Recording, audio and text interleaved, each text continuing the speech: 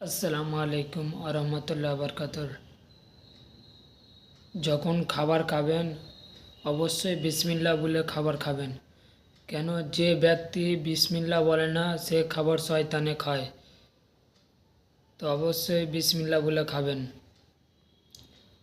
আর খাবারের সময় দাস্তারখান বিছিয়ে খাবেন, আমার নবী পাকের সুন্নাত। দাস্তারখান বিছিয়ে আমার নবী মোহাম্মদ রসুল্লাহ সাল্লাহ আলাইসাল্লাম খাবার খেত। তার সুন্নাত তরিকা মেনে চলবেন। খাবারের সময় অবশ্যই বিসমিল্লাহ বলে খাবার খাবেন।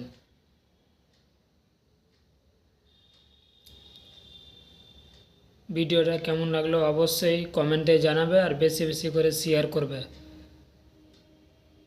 যেন এই আমলটা করতে পারে প্রত্যেক মুসলমান ভাই বোনেরা।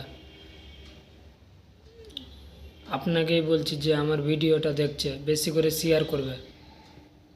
ভালো থাকো, সুস্থ থাকো।